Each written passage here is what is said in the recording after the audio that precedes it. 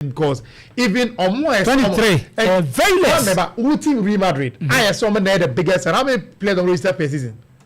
25 players.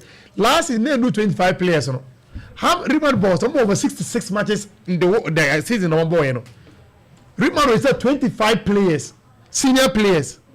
Real Madrid now almost 6 matches. How many matches last season?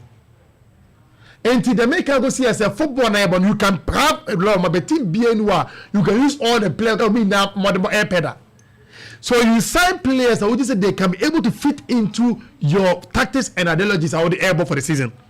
Now, Kotoko near Ekai and Okre, a smart Eko, Abdurrahman Eko. January no Yinya Quenya, Eko sign players. What went into those signings? Because those players should have been there. They should have been. A lot of the players should have been sent out. That question now is Prosper Netogum should be the right person. Kwame, uye coach, I tell you, coach, Dito, uye coach na coach teamao. I said, you inherit both access and liabilities. What the make say? And it is Alonso Barry Marino, but you play on Dosan or Toy. On Tobio, but a bit more Alonso Timini Omunya Juma. Kwame, how many players also or see ultimately 10 players? And I'll buy Hendrik, Nitikika, and the Rodrigo, Otikika, and the coin. Your players be not every 10 players. Oh, there be as I'm not making them so young Timas. Me to Anganasi, me my best sign player. Me style of playing.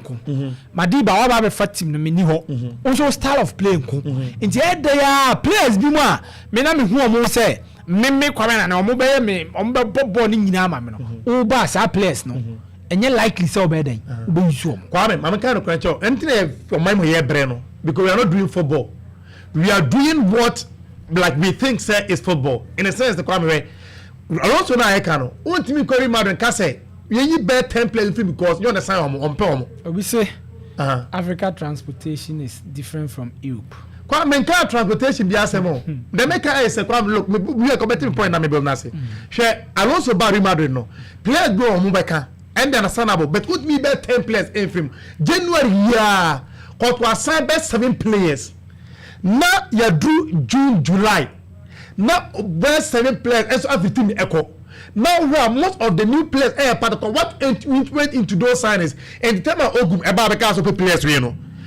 I know Eka no na etoe ya anya background check team say nyek obundia and there's no team in the world come coach because of a player we for every to play and amount me bawo coach ni ye adwuma ana ono make recommendations say area we me hia obi wo no we team owner wo pe team ni ya what do you do what and obe kan so I justify man say ampa e hwe ni mu a hia strikers e hia we ana o say okay e wan fa kwampoku ne Samson Eduku ni mintan de e ma minta bae no unfortunately wa ba be pra so what you say inti ano coach ni that means what the coach recommended them pay for you to so many good players yes and I'm saying thank you but am bae no they couldn't live up to expectations and then they wrong in the sense that say Mekacho say we don't use one season to judge players me say as me beat several times was the reason by see can say me kwame catch me say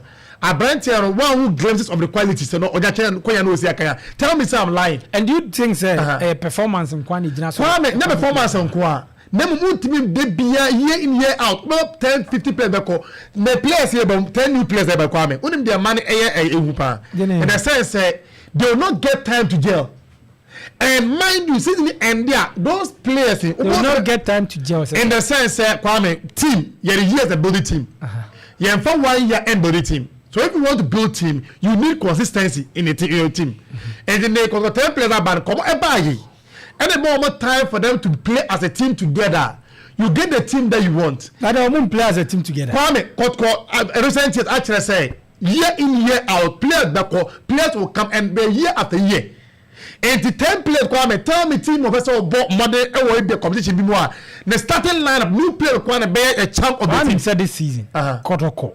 Say bibia koye mo about 3 competitions. Kwame train Jame train. How many matches about that competition I can? Me match team of both 6 matches are only 25 senior players at the boy. Mate. All the baby be free back. So when we always say just find the facts, say come over take commission, and then also 31 players, and then don't forget you players 31 no. Ebimu injured. Injury is part of football. That's why you got injured in here. That means someone injured. If it is in team man, the whole season want to be mobile. It's young and then and they got central midfielders nursing. Central Senaba. Lord Hilaria Dabu. Said Kojo. Yes. And you mean now who bejo? You see, maybe we signings now coach near. One for player to me about one position. So why her signings now coach near? Yes, and you know why don't we? Yama coach need the benefit of the doubt. Now on starting a young chef, and giving the benefit of the doubt. Always they make this same mistake. This one made the SL seconds.